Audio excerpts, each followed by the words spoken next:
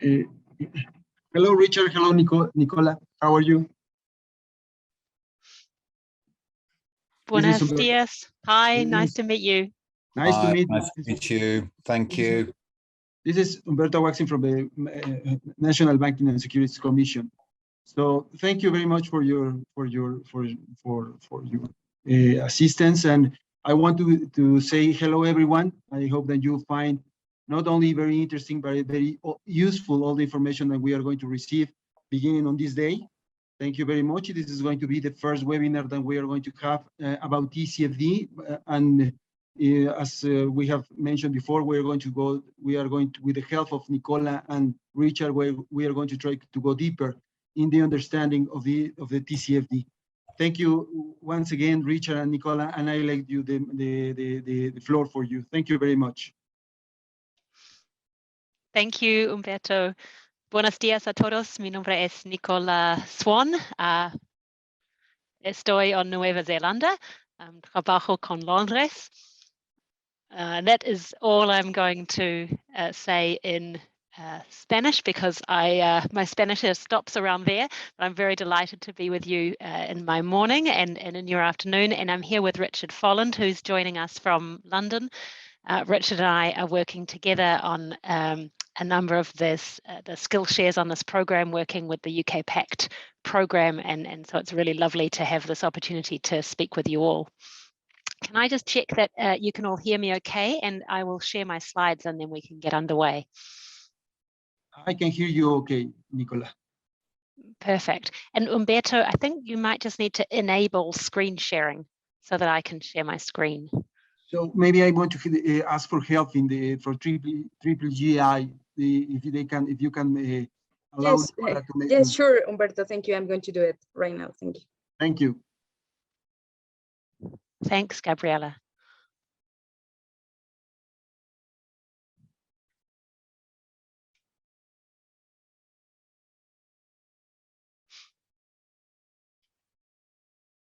Nicola, could you please try now? Perfect. Thank you.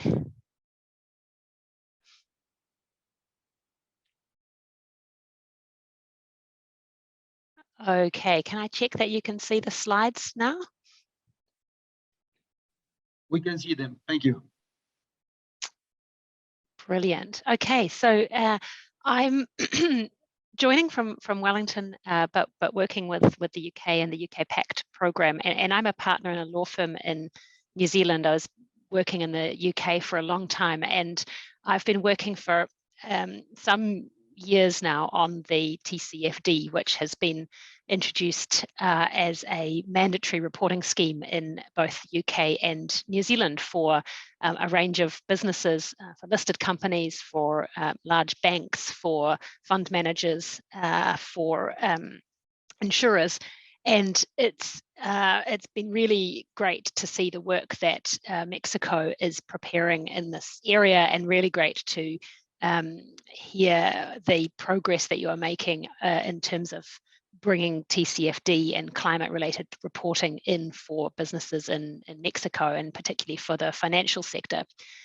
And so this is the first of 4 skill shares that I'll be taking us through over the next few weeks. And I've set up on the screen there the overview of what we're going to be covering today. Today is very much an introductory session, and I understand that I'm speaking with a range of people who have more and less familiarity with the TCFD. So I'm going to start with an introduction, but then move into some really practical experience and guidance, look at what's the latest developments internationally. And then I thought I would focus in this first session today on the process of development of this domestic regulation from a UK perspective, and drawing on New Zealand as an example as well there.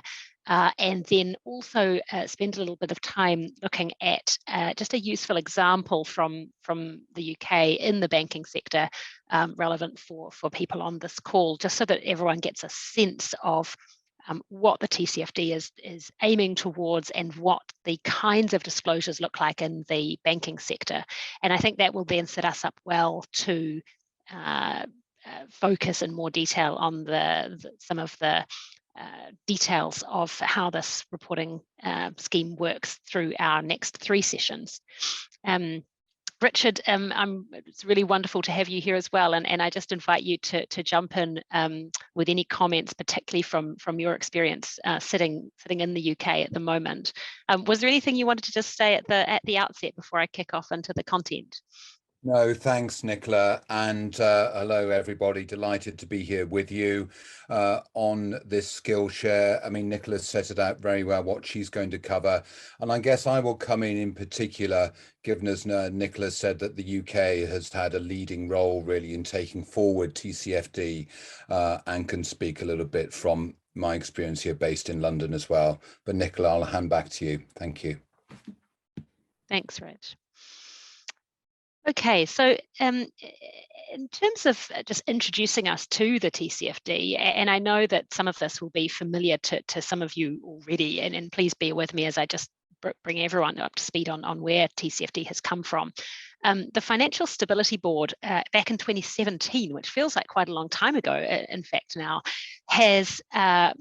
was convened under the auspices of the G20, really to focus on avoiding another major impact on international financial markets from undisclosed risk from climate change. Michael Bloomberg, who chaired the task force itself, and Mark Carney, who was then the governor of the Bank of England, were tasked with bringing together a group of international experts to prepare disclosure guidance so that the large players in the capital markets internationally could pursue these dual aims to avoid there being a concern that there would be another potential global financial crisis or series of financial shocks as businesses around the world and banks and lenders, insurers, etc., suddenly had to correct their business strategies to deal with sudden regulatory action from governments. In response to climate change. The concern was that there could easily be a sudden sharp correction whereby governments around the world suddenly decided that they needed to implement emissions trading schemes or carbon taxes or sudden regulatory responses to reduce greenhouse gas emissions, and that businesses the world over would be taken by surprise and would have significant investment and capital and market capital written off in a hurry, and that would have a serious impact on financial markets internationally. So the aim of these disclosures is to incentivize the allocation of capital to businesses that are properly managing climate risks, and thereby to incentivize better business decision making in the shorter term. So focusing on business resilience and maintaining business returns. And as Mark Carney, you can see on the quote there, was saying, this is the time to ensure that every financial decision from a business perspective is taking climate change into account. And we've come a long way since then. So we had a global task force. There were representatives from a range of businesses and geographies. There was a series of very substantial reports published in 2017, which have most recently been updated just last year. The TCFD implementation guidance is one of the key documents that was just updated in 2021. And the TCFD was focusing on, as you can see on the left on the screen there, the rise in natural catastrophes and chronic environmental shifts as a result of climate change, and the transition to a low carbon economy. And so the aim of this reporting scheme is to focus on what those two things mean for businesses and for financial institutions, and then to make appropriate disclosures to the market to demonstrate to the market how your business is taking these changes into account. So the aim of these recommendations that the TCFD was putting together was that they should be adoptable by all organisations, and they didn't limit the scope of organisations that they were speaking to. That was left for domestic regulatory bodies to determine who it was most appropriate to cover with these regulations. there was a strong focus on both risks and opportunities. And that's something that's really important in terms of preparing this as a regulatory regime in Mexico. You will know that there's a big opportunity focus here, and often it's the assessment of the risks that allows a lot of these opportunities to be uncovered. And the idea is really to design a scheme that allows reporting entities to solicit decision-useful, forward-looking information on their financial impacts. And I think standing back, one of the big things that's happened in the last 4 years or so is that the expectations internationally about what these climate-related disclosures look like have grown exponentially. And that's something to consider as Mexico is designing a regulatory regime and putting in place legislation and guidance and regulations around how the scheme is going to work in Mexico. And this is something I can see the UK dealing with at the moment, and New Zealand has also struggled with, is that the degree of advancement internationally has been so substantial in the last couple of years that the international guidance is very advanced. It's pretty specific as to the kinds of disclosures that are being required of companies. And that is hard for businesses to get their heads around quickly. It's hard for them to prepare this information internally, and it's very hard for them to do it when they're having to publish it externally at the same time as they are really developing the internal capacity. So that's one of the biggest challenges of designing a regulatory regime, which you'll no doubt already be working through. This is a slide that some of you may be very familiar with. It's a really useful one when you're speaking to potential reporting entities to get them to understand what this scheme is really about. The focus here is on both climate risks and transition risks and physical risks from climate change.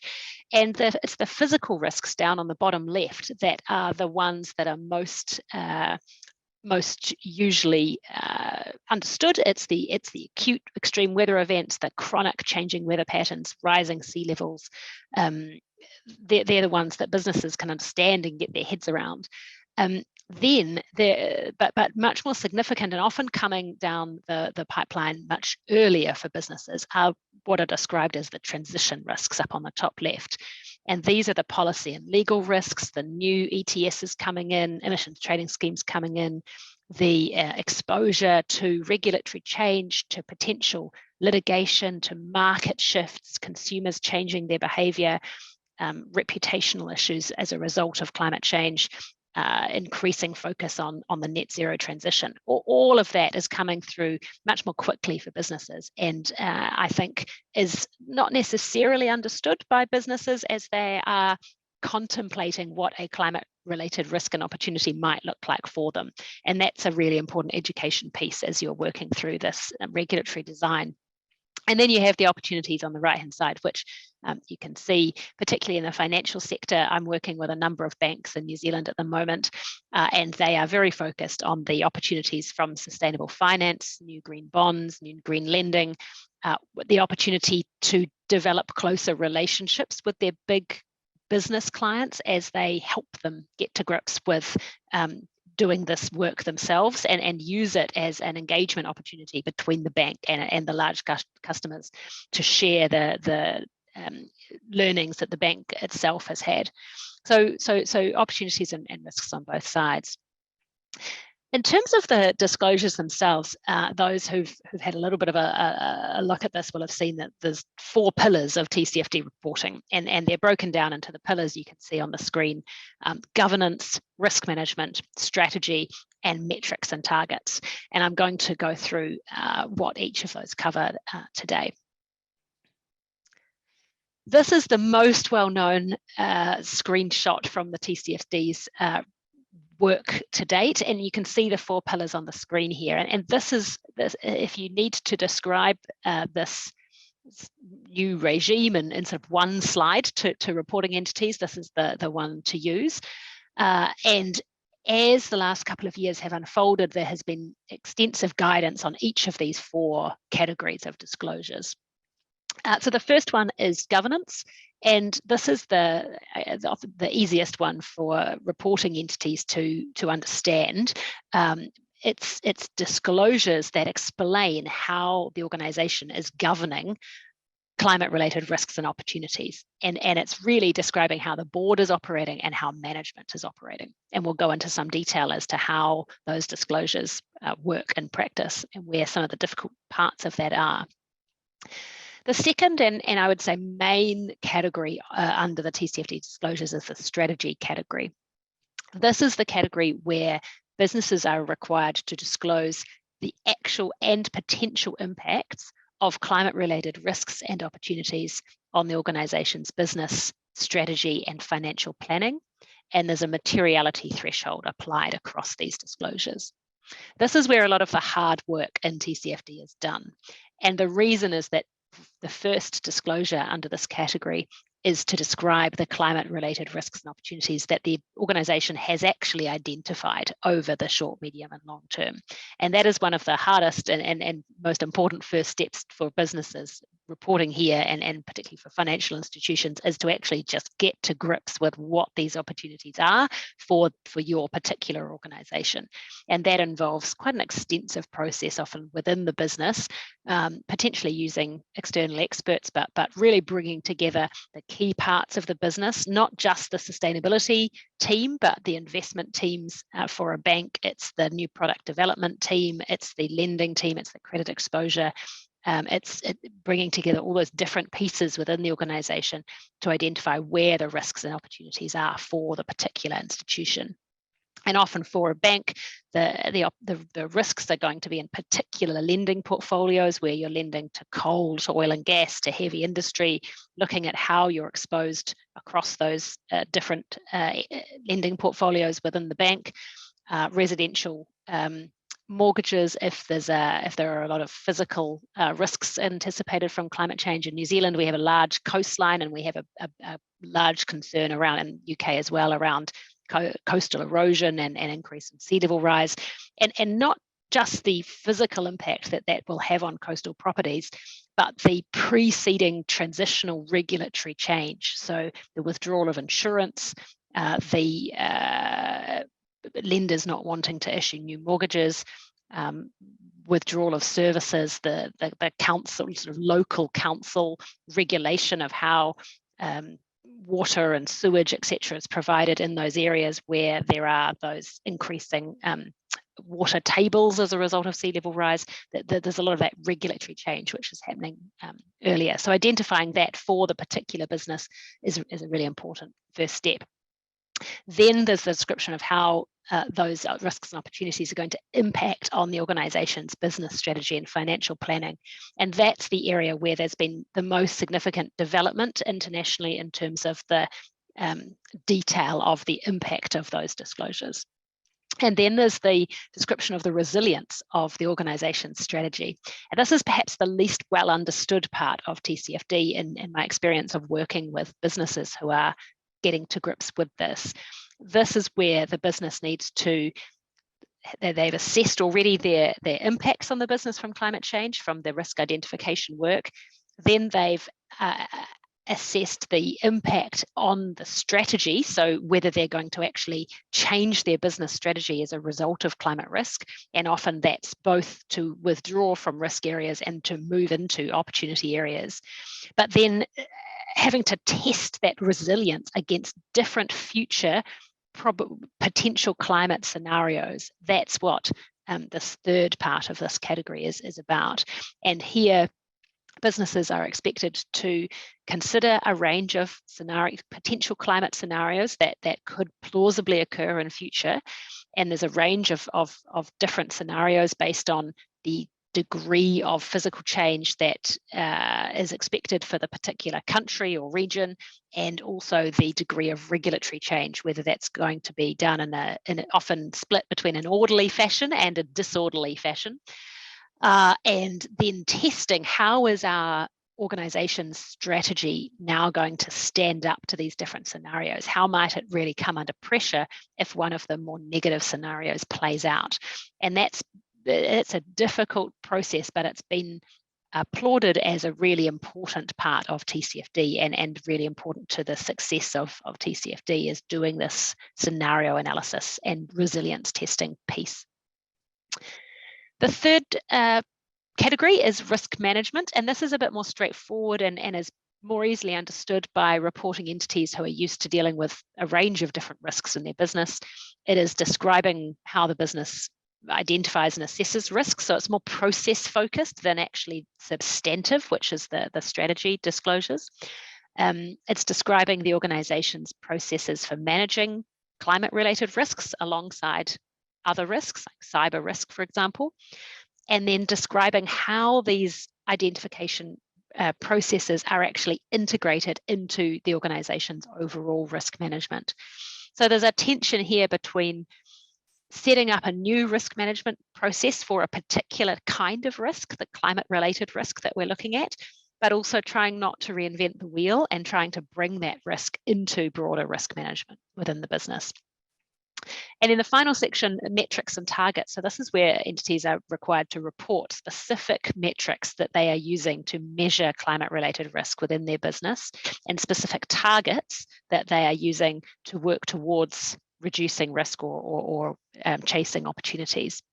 And they can be greenhouse gas emissions related targets, for example, a reduction of financed emissions for a lender, or they can be targets that are not as directly connected to greenhouse gas emissions. So it might be an increase in sustainable finance, which then has an ongoing impact on reducing emissions, or it might be an education-based target or a remuneration-based target that their executive team salaries are linked to progress on this area within the business, for example.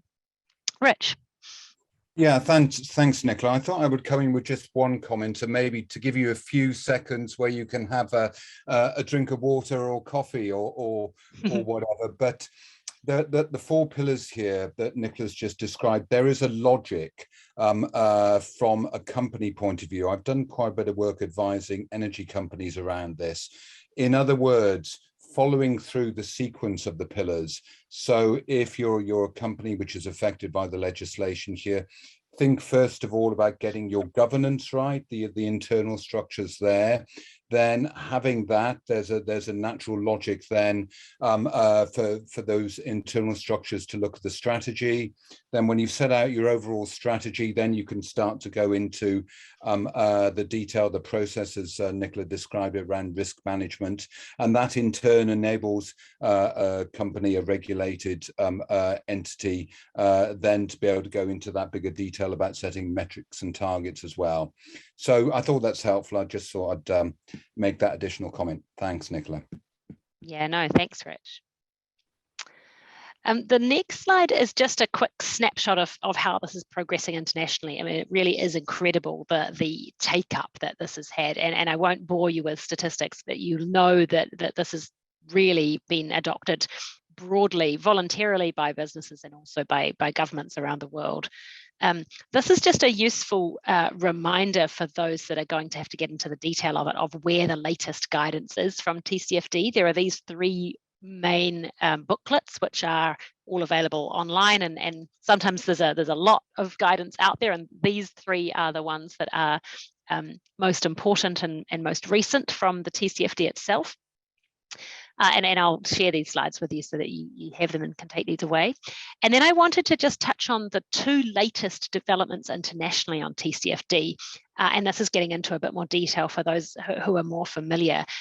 In November last year, there was a prototype standard released from the IFRS working group. So the International Accounting Standards Board was tasked with putting together a working group to start progressing what a mandatory standard would look like for reporting entities to use to report against when they are preparing these disclosures.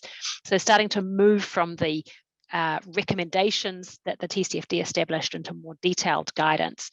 And that's available online, the IFRS working group protocol, and this brought together a number of organisations, and it was much more detailed than the original TCFD guidance. It included a number of schedules of metrics, for example, that could be used by different industries to report on their climate-related financial risk, but separated industry by industry. So for commercial banks, for example, financed emissions, so the amount of emissions that you are connected to through your lending is one of the metrics that would be relevant for a bank as opposed to a listed issuer, for example. Different listed issuers in different sectors then have different metrics that they might be using to demonstrate how they are reducing their emissions and dealing with climate risk. So that was a big step forward internationally. Then there was just much more recently in March, an exposure draft from the ISSB, which is the International Sustainability Standards Board, which has been established only as at COP26 in Glasgow, the latest international UN negotiations just in November last year. And this is a further draft standard which has been put together by this new ISSB, which is being connected well within the IFRS system. And this is also another working prototype for regulators to use. It's also much more detailed than the original guidance, and it also contains extensive schedules with industry-specific metrics. And so in terms of preparing regulation within the ministry, within Hacienda in Mexico, this would be the best one to immediately start with, because it's really only a couple of weeks old, and it brings together a lot of the earlier TCFD work and the earlier IFRS work as well. And I'm going to pick up some of the examples from this prototype in this session and our more detailed sessions. So working through some of these disclosures in just a little bit more detail, we're going to have our next couple of sessions. I'm going to cover the next session, I'll cover governance and risk management in more detail. And then the third session will cover strategy and metrics and targets in more detail. And then the fourth session will start to sort of look forward into how to actually practically get ready for TCFD reporting, both from a regulatory perspective and a reporting entity perspective. And I really welcome feedback and thoughts after this first session from everyone listening to this. If you can send through your feedback so that we can prepare the sessions so that they're most useful to you over the next 3 sessions. Rich and I would really appreciate that. So please do send that through. This is one of the examples of how this is getting more detailed in the recent prototypes from IFRS and ISSB.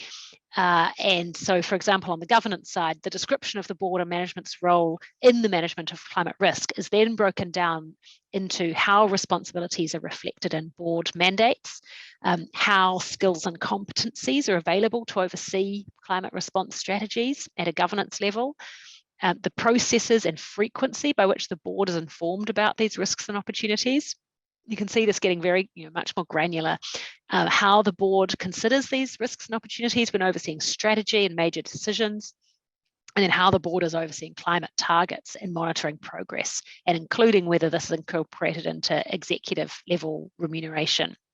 So those are the types of disclosures that the TCFD is now expecting to see under the first category in terms of governance. Strategy, just to give you a sense of how these are looking in the latest prototype examples, where we are starting with the description of processes to identify risks. So this is, if disclosures are expected around how risks and opportunities are actually identified, that one's pretty obvious, but how short, medium and long term are defined. And the guidance there is that that should be linked to the way that a business defines those in its broader strategy work, and how these link into the entity's actual strategic planning horizons and capital allocation plans, how these are impacting into, as it says in the title, strategy and cash flows, the financial quantification expected in the latest guidance is a lot more specific than might have been expected a couple of years ago. And the banks I'm working with at the moment are struggling with this because they're being expected to produce information, forward-looking financial information around future cash flows, future revenue, future financial impacts on their strategy and on their business. But they need the difficulties for them are around how do they provide such detailed forward-looking financial information externally, as well as even just trying to figure that out internally, and how do they do that without releasing what might be quite a lot of commercially sensitive information. And so as you're designing the regulatory regime, particularly for banks, for asset managers, for fund managers, I think thinking forward to how you're going to balance the disclosures that you're expecting with the tension from disclosing commercially sensitive information, that's something that is I think, it's a difficult part of this, but it's an important part to think through at the outset.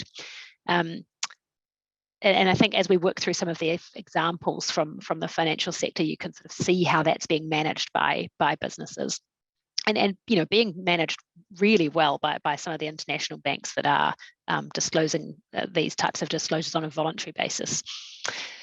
Then you can see on the rest of the slide, I won't read it all out, but as you're working through assessing the impact of these risks, so how you're actually planning to do this, how you're actually planning for legacy assets, decommissioning strategies, how significant these risks are, investment decisions. So for the financial sector, you're not doing the physical decommissioning, you're not dealing with the stranded assets yourselves, but you are providing the financing to the entities that are then having to deal with asset write-offs from their balance sheet or faster than expected depreciation, whatever it might be. So how you're actually going to be dealing with those risks then coming through into repayments or refinancing, etc. That's how these impacts are going to land in terms of strategy. And it's really different for every business. And I'm not sure if there's anyone here from your regulatory body which deals with the listed issuers as opposed to the financial players. Maybe Umberto, you can let me know if there is, but there are obviously different factors here for the listed issuers or the large companies that actually have a much closer connection to their ability to reduce emissions because they are the ones producing the emissions, than for the financial sector, which is it's difficult. It's difficult practically because for the lenders and fund managers, you've obviously got much lesser control around how those decisions are being made. That said, and this is repeated often in the guidance, it's the lenders and fund managers that are having such an incredible impact internationally because you can drive the financing of how this is being managed. And if you can signal to your large lending customers the importance of this and how you are going to be working towards shifting your lending into a net zero aligned economy, for example, the impact that has on the economy is significant. So that's why it's so much to be encouraged, the regulatory work that you're considering at the moment. This is another example of the strategy disclosures. This is where the entities are actually having to describe the impact of these risks on their financial position, performance, and cash flows. And this is the one which, working now with entities that are having to do this reporting, this is where it becomes really difficult. You can describe an impact on your financial position at a high level relatively easily. You can say we're going to have impacts on these parts of the business and we'll be shifting our business in this way to respond. But if you are having to actually describe planned sources of funding to implement strategies, or the actual impact on capital allocation plans or asset retirements publicly, that starts to be more difficult for boards to do, especially if it's going to have a major impact on the business. it can be, it can be a difficult disclosure to have to make. One other thing from a regulatory perspective as you're working through this is to think about how this connects to your existing disclosure regime around material disclosures to the market. And what I've found is that working with some of these entities, as they're doing a detailed risk analysis from a climate perspective, they can uncover impacts which are material and should be being disclosed just by way of a standard material disclosure to the market, but which has been uncovered through this TCFD process. And that can be challenging for boards to realise if they weren't expecting to have that kind of, see that kind of impact so quickly.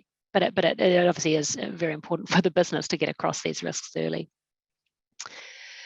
In terms of scenario analysis, this is something that we'll cover in more detail in our next sessions, but there are some really, good scenarios that have been put together internationally, the International Energy Agency, the Network for Greening the Financial System, in terms of the banking sector regulators have already published scenarios which businesses can pick up and use as the basis for this, for their risk identification work and then for their resilience testing work.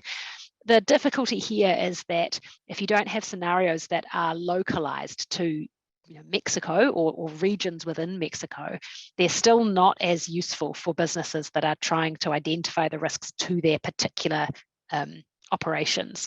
So that's something that the New Zealand and UK governments have had to work through, as well as bringing in the reporting regime. One of the most useful things you can do to support businesses is bring in support on disclosure, on scenario analysis, and actually trying to provide scenarios that are localized to Mexico, for example, is going to be one of the most useful things that can be done to empower businesses to do this work well. And that has been difficult, I think, for regulators that have done this work already, because these scenarios are relatively new and are being only developed and released by these entities in the last 1 to 2 years. So these are coming out at the same time as the regulatory structures are being put in place, but you really do need good scenarios to then allow all of your reporting entities to identify their climate risk against those scenarios. So that would be one thing, that if you don't already have that work underway within, and that can be being done within, for example, the Environment Ministry within Mexico, then that's a really important opportunity for that collaboration within government to actually help businesses do this reporting and do it well. Then we get into a couple of sort of more straightforward sections. The risk management disclosures I've already discussed to some extent, and I'll just put that on the screen briefly for you. And then I think just looking at metrics, this is one that's perhaps more interesting for people to get their heads around. I had a look at the banking industry-based metrics that are being recommended by the IFRS and the ISSB at the moment, and they differ between them, but just to give you a sense, ISSB is recommending financed emissions to be disclosed, broken down across scope 1 to 3 emissions, so your direct emissions, and then downstream emissions connected to your lending, also broken down by industry and by asset class, so whether that might be lending, sort of straightforward business lending, or other types of investment. Those are sort of being expected as a metric for the banking sector. IFRS has a slightly different approach, that they have asked for commercial and industrial credit exposure by industry, but then also some interesting disclosures, such as the number and value of mortgage loans in 100-year flood zones, as a proxy for getting a sense of how exposed your residential mortgage portfolio might be to sea level rise and coastal inundation, for example. And you can see, again, there's another one for total expected loss attributable to weather-related disasters. So some of these metrics are getting increasingly specific around what is expected. And one of the choices you will have as a regulator is how to how specific to mandate your metrics. So you may want to allow reporting entities to elect the metrics they use themselves, or you may want to specify some of them and then leave others for entities to do themselves. What we've done in New Zealand, as the New Zealand-based standard is being developed at the moment, and in fact I'm working on a number of submissions that are going into government on the draft standard at the moment, and it's another useful one that you can use to get some sense of how this is being done. The UK also has a really useful set of guidance that has recently been published that I'll refer to on a slide shortly. So there are choices around how specific to mandate these metrics, and that's an important choice for the regulator to make in consultation with the reporting entities that you're going to be dealing with. This is a scan of some of the mandatory metrics that have been proposed by the IFRS prototype. And Richard, I'll just flick to you. I was just about to flick to you on the UK experience, particularly in the development of this guidance around some of these metrics. Okay, thanks, Nicola. Yeah, I mean, a point I wanted to make specifically here on metrics and on targets. I mean, this is both sort of UK, European, but also seeing some pressure coming on in North America as well, as expectations growing there around reporting disclosure as well on climate change is, as I mentioned, I'm doing quite a lot of work with the energy sector, and it's really fascinating to see the greater pressure coming onto energy companies, in particular in respect of disclosing scope 3 emissions, in other words, indirect. And, you know, pressure coming on from some investors, from civil society organizations as well. And those expectations feeding in to the development, as Nicola was saying, of the mandatory reporting regime as far as the UK is concerned. I mean, I don't know, Nicola, if we're going to go specifically into UK in a moment, and I can say a little bit more there, but just wanted to underline that point, and whether we're starting to see this as far as other sectors are concerned, but one could imagine increasing pressure to disclose as far as scope 3 is concerned. Thanks. Yeah, no, that's absolutely right. Thanks, Richard. What I'd like to do now is just move through a couple of these next slides so that I can show you one of the examples from the banking sector, because I think once you've seen one of the sort of good examples, it helps make all of this make more sense. So I'll leave you these slides just so you can see. This is another international prototype which has been overtaken more recently by the IFRS work. This is one slide I just wanted to pause on for a moment. This is the Partnership for Carbon Accounting Financials, PCAF, which is a really important piece of work for the financial sector. This is an international standard which is increasingly being referred to allow financial institutions, particularly, to assess and disclose greenhouse gas emissions of loans and investments. And the way it does this is it sets out a detailed set of equations, essentially, and guidance for how you calculate your financed emissions from your lending for different asset classes.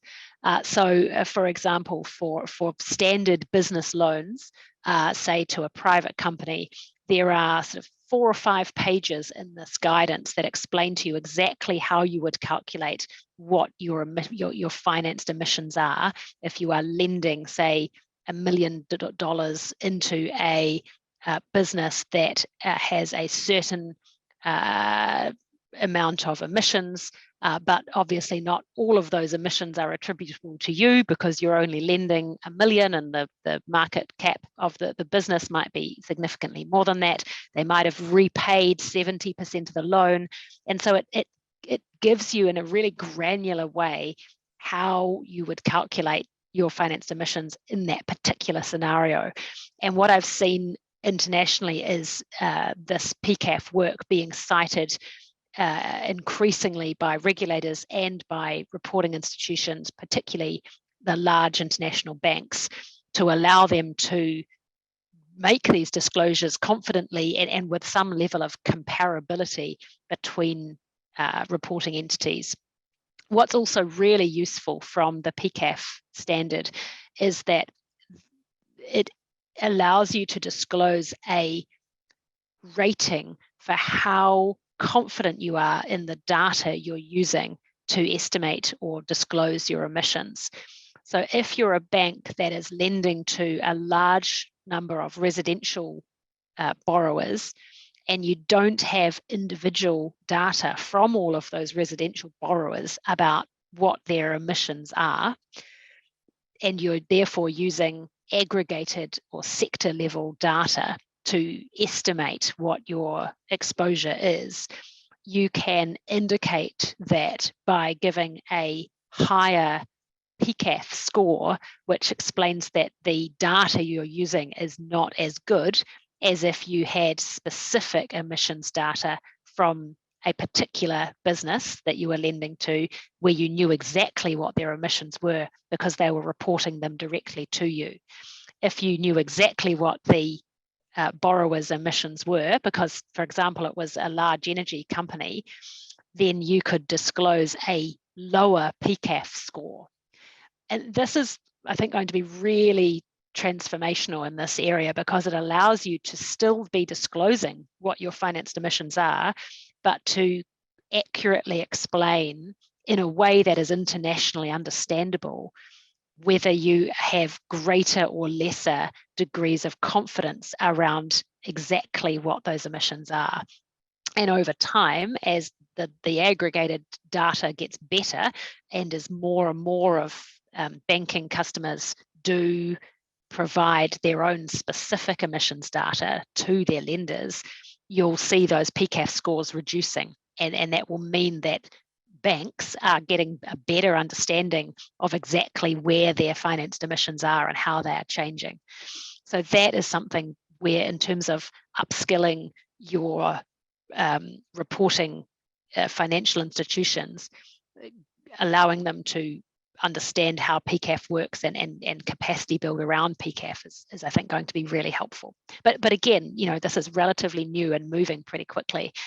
So it's worth having on your radar at an early stage of the regulatory design process.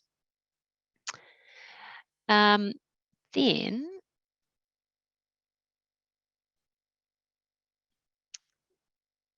Rich, I wondered if you just wanted to speak to the UK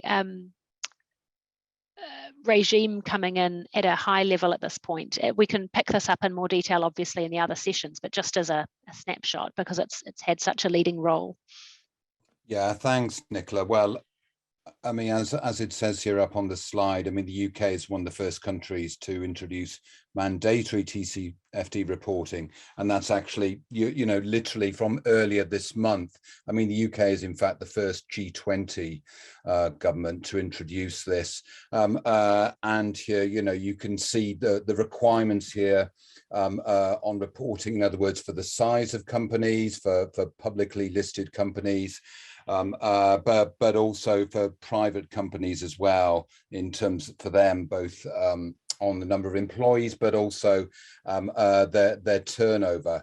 And you know, the guidance that's been issued by the relevant department here, which is the Department for Business, Energy and Industrial Strategy. I think two broad points I'll make here just at the high level in terms of context.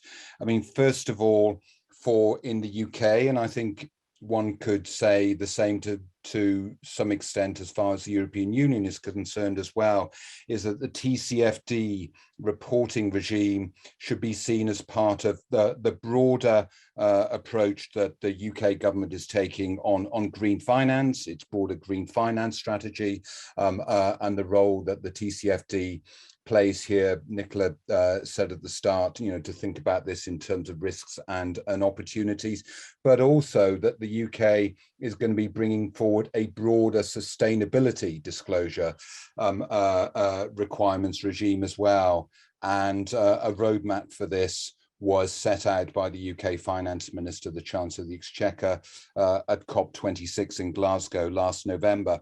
I think the other point I would like to make here at the high level from the UK experience is the importance of the different relevant government ministries and regulators playing their part.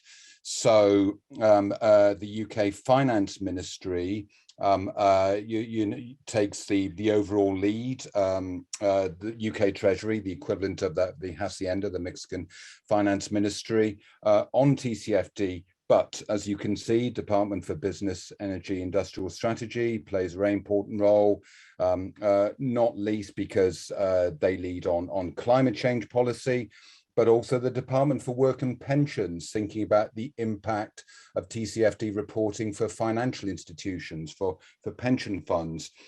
They've been extremely active in this area, but also joined up to action and oversight from both the Bank of England, the central bank in the UK, and also the Financial Conduct Authority, which is the financial regulator.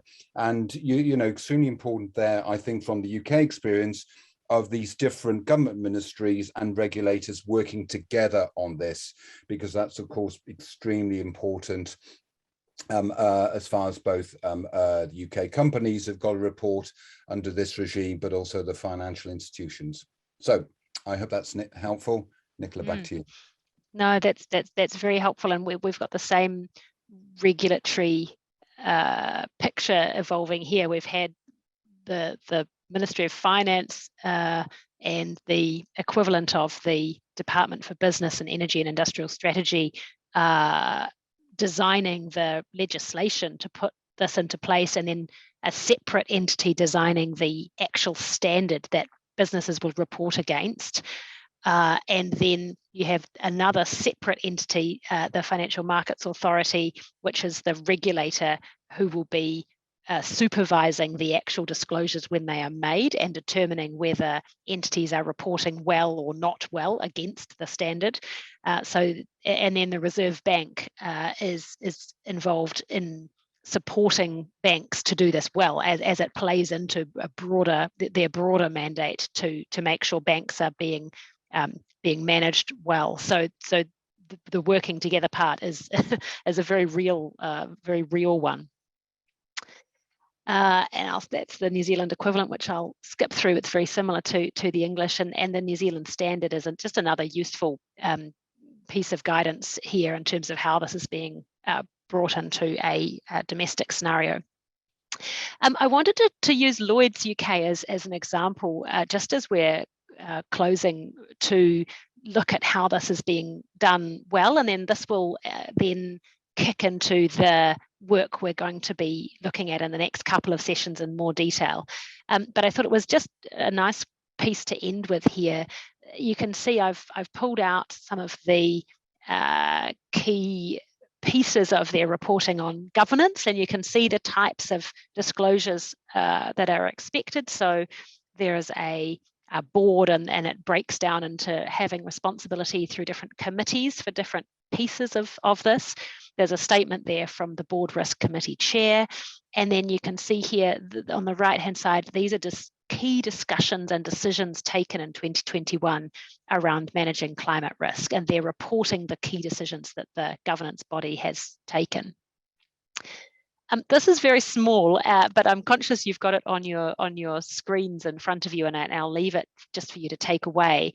But this is the equivalent of one of the first slides I showed at the beginning of the session, where this bank has identified the physical risks on the bottom left, and then the transition risks on the top left to its business. And here you can see they're talking about energy efficiency standards and the transition to electric vehicles and the impact that's having on their customers, potential greenwashing, the increased costs for sustainable building materials for commercial banking customers, the risk of the Lloyd's banking group being seen in a reputational context as having exposure to a lot of high emission sectors, so lending to coal, lending to oil and gas, the reputational consequences. And then right down the bottom, they have coastal erosion impacting their retail mortgage business. So a lot of the points that we've canvassed on today's session, you can see those coming through in the risk identification being done by a major bank here. This is another useful one. This is a snapshot of the scope 1 to 3 emissions that affect the bank. And on the far right-hand side, you can see in the scope 3 downstream emissions connected to the bank are all of its investments and obviously lending. And then, in scope 1 in the middle there, you've got the more obvious immediate emissions from, the bank's headquarters, its company vehicles. And you can see scope 2 is the electricity that the bank is purchasing. But then you can see, I think what's useful is the upstream and downstream scope 3 emissions. This is another useful slide just to give reporting entities and banks that you might be working with a snapshot of what this is going to look like for them. Obviously for banks, it's the financed emissions that are the really big piece of their scope 3 emissions that are relevant for them. This, again, I won't go into any detail, but just so you can sort of see how this is done, there's 2 slides here where the Lloyds Bank have summarised the main takeaways under the governance, risk management, and then on the next slide I've got strategy and metrics and targets. And you can see that they're breaking this down in a lot of detail as to summarising where they are at in terms of progressing with all of these disclosures. And I've taken on the next slide just a little bit bigger, so you have some chance of reading it, at least in the slide packs that I'll leave you with. These are the strategy disclosures for Lloyds, and these are the important ones that we spent some time on earlier in the session. So you can see here that they've prioritised certain activities. They have considered the particular impact on their financial position, on performance. They've been incorporating the key risks into their financial planning. They've participated in work with the Bank of England. That they have been taking these really significant steps, and this is work that they've had underway for a number of years. And so you can imagine that as the disclosures go on, they become more advanced, and you can compare the disclosures back between different years for reporting entities. Now I'm conscious that we're heading right up on time, and I just wanted to signal a couple of slides that I'm going to pick up on in the next session so that it can help you think about feedback from this session and any questions that you'd like to bring into the next sessions. We were going to get into sort of specific Q&A in this session, but because this is such an introductory session to the next 3 sessions, what I'd like to do is invite you to send any questions that have arisen from this introductory session so that Rich and I can consider those, that we can work through them in the next sessions, and then we'll have a more dedicated Q&A slot for each of the next 3 sessions as we start to get into the detail.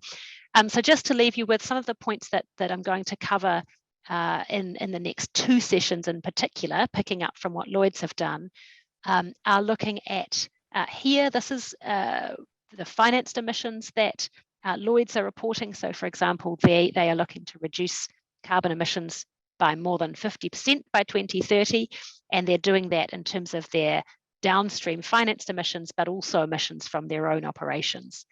And what you can see is them then publishing much sort of significant progress updates on where they're at and how they're doing in terms of reducing their emissions. And that's the kind of disclosures that are particularly useful for the users of these statements. So I'm going to close there and invite you to send through comments. You can either send them in the chat now if you want to send them directly to Rich and I, or you can send them through the various channels through Gabriella or through Umberto for us to then pick up in detail in the next sessions. And Umberto, I'll pass back to you just Nicola, in case there's anything you wanted to end with. And Rich, yes. So, sorry, Nicola, just to say, I don't know if you've seen it. There is one question that's come through here. Oh, fantastic. From Patricia Moles, if I've got that. It's a great question.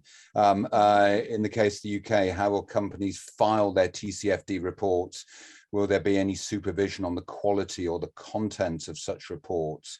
Now, I suspect we could both give a view on this. It's a great question. I mean, I don't know, you know what you think, or if Umberto will give us any guidance if we try to answer now, or again if we pick this up, as you say, in follow-up as we get other questions as well. Again, just conscious of the time. No, thank you, Richard. I think that if you can answer to Patty, who is from Banco de Mexico, I will be very helpful. Your point, your input regarding the question, that will be very helpful. Sure. Okay. I mean, Nicola, shall I take a go at this, or do you want to have a go first at this question? Oh, I'm relaxed. It has actually, I've actually been dealing with this recently. So maybe I can just give a quick response. Yeah. So companies file their TCFD reports by publishing them online and also submitting them to a register, which is maintained by the regulator. Whether there's supervision on quality of contents, yes, but that's something that regulators are struggling with because at the moment, the focus in the regulation has been that these reports are prepared and that they cover the basic elements against the standard that is being released or the guidance. At the moment, I haven't seen regulators sufficiently well equipped to be able to actually assess the content of these reports and ask questions around, you know, whether disclosures are accurate or misleading, or whether how good the information is that's coming into the reports. But I know that the regulators are increasingly focused on trying to make sure that they can require entities to keep records internally so that the regulator can then go to the business and say, you've made this particular disclosure. I want to see your evidence and your internal records around how this particular disclosure was made. So I know that the regulators are thinking about how are we going to monitor compliance and quality, but they're not yet doing it well because really this is such a new regime and hasn't actually come into place for any country internationally yet in terms of regulators having to supervise this. Rich, the UK will be doing exactly the same thing, I suspect. Exactly. I've just got two quick points to add to what Nicola said. First of all, as she said, because it's a new regime, one of the problems here is that, or issues, has been that it's been voluntary reporting up until this point. And so that has meant that the reporting from companies has been of variable, of differing quality, and there's been no, as Nicola said, real oversight to this. And I think it remains to be seen how much the regulator is going to be able to assess the reporting of, the quality of mandatory reporting. But my second point is that, of course, investors very much can take a look at this reporting and come to a view on whether a reporting entity is providing sufficient information about the risks they are experiencing in relation to their business, and whether they are disclosing and being transparent enough about all of this.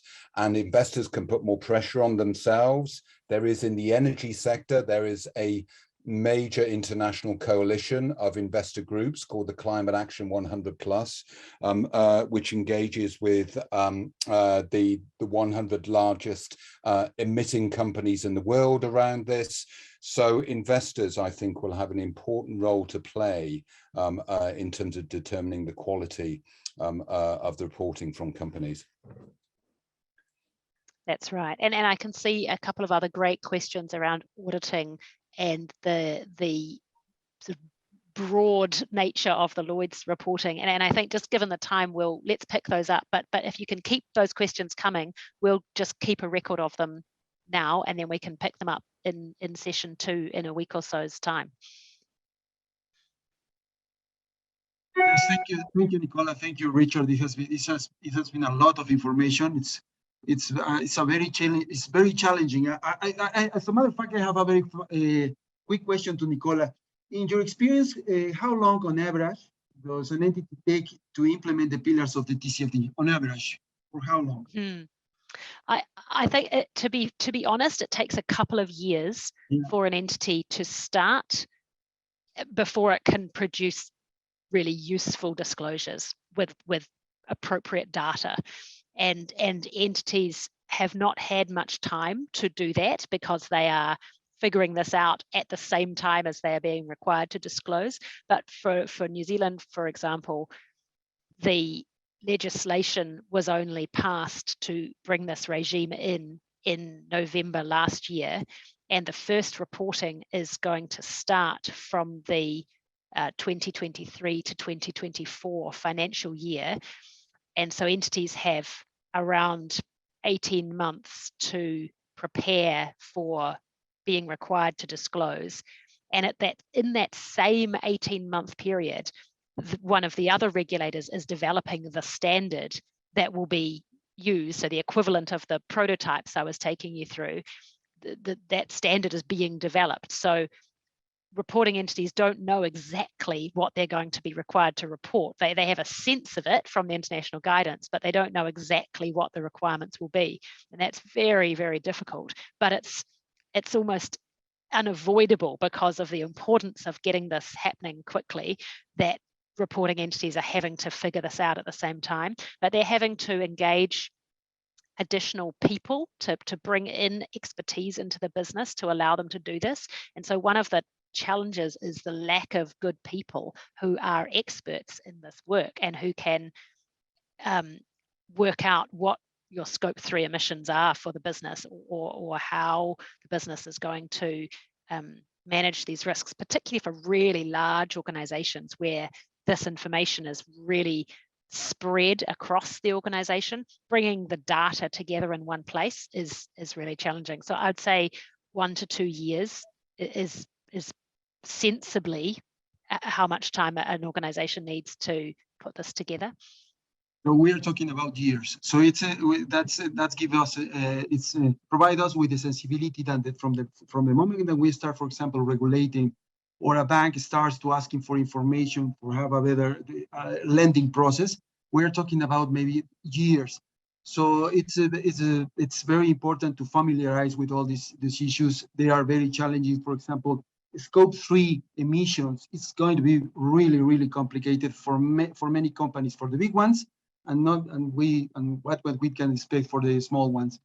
Yeah. So to understand all these issues is very important, because if we take a lot of time into implementing these things, we are delaying the mobilization of capital, for example, for sustainable investment. So this is a very, very important topics. Nicola has been very, very helpful, all your information, as well as all the things that Richard has shared with us. And we will, as you mentioned, we will take note of the questions that we have at this moment, and we will answer them in the next sessions. Thank you very much for all the information, and thank you all of you for your assistance to this first session. And we will look for your assistance in the next ones. Thank you very much, and I hope that all of you have a very nice day. Thank you. Thanks so much, Humberto. Lovely to be speaking with you all. Thanks very much, everybody. Thanks for your attention. Bye-bye. Bye.